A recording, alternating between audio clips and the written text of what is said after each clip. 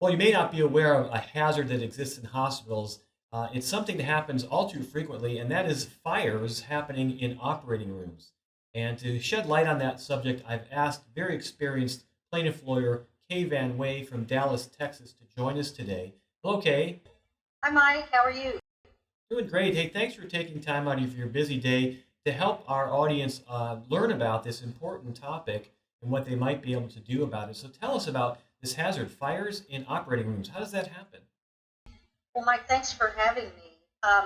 Most people, when you tell them that it actually occurs in operating rooms throughout the country, that about 550 to 600 times a year, a patient is actually caught on fire in Oh the my operating goodness. room. People don't believe that this can actually happen, and it does happen. It Hmm. actually happens more than 500 or 600 times a year because there's no mandatory reporting requirement for that. Hmm. But the way it happens is very simple. I think of my son who's in Boy Scouts and he learns about the fire triangle. So you Yeah. have to have three things to create a fire. Basically, you have to have an oxygen source, an ignition source, and a flammable substance. Mhm. In operating rooms, these three things are present.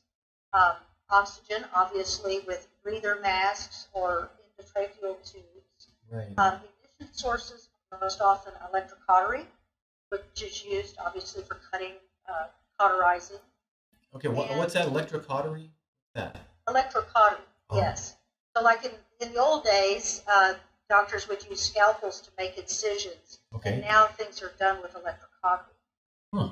and to and they use electrocautery to stop little microbleeding as Oh, okay. well. Hmm. So that's your ignition source. Then the third leg of this triangle is a flammable substance. Not only are there flammable substances like the sheets, drapes, but also the patient themselves is flammable because of tissues, hair, tissues, Hmm. things of that nature. So surgical fires are 100% preventable when the surgery team is working together to make sure that the three elements don't combine to cause a fire. But sadly, even Hmm. though they are 100% preventable, it does happen. And the injuries can range from somewhat minor burns up to and including severe burns and death. Oh my goodness. Well, is there training for the medical teams on this kind of thing? Is this a well-known issue?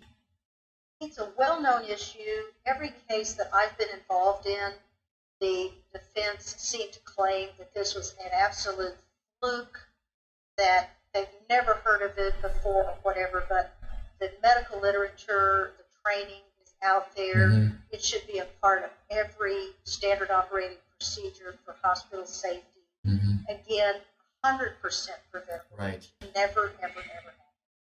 Well, okay, thanks for educating us about that. I had never heard of that. So if someone or their loved one, if they think they were involved in one of these surgical fires, how would they reach you maybe to ask questions or for some help? Well, the best way is just to contact me directly. Mhm. And my email is Kay at Van Wey Law. Okay. I also have a book about surgical fires. It's called Fire in the OR. And Hmm. it just sort of goes through and explains in a little greater depth what I've explained here today. Like what I say, it's what I would want my friends and family to know if they Exactly. had a loved one going into the hospital for surgery. You bet. Well, I know I'm aware of it now, and I'm thankful for the information, Kate. Thanks for your time today. We appreciate it. Absolutely, Mike. Thank you.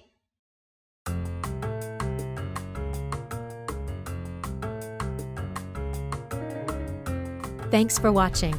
Send your questions or comments to Michael at mike@howdavidbeatsgoliath.com.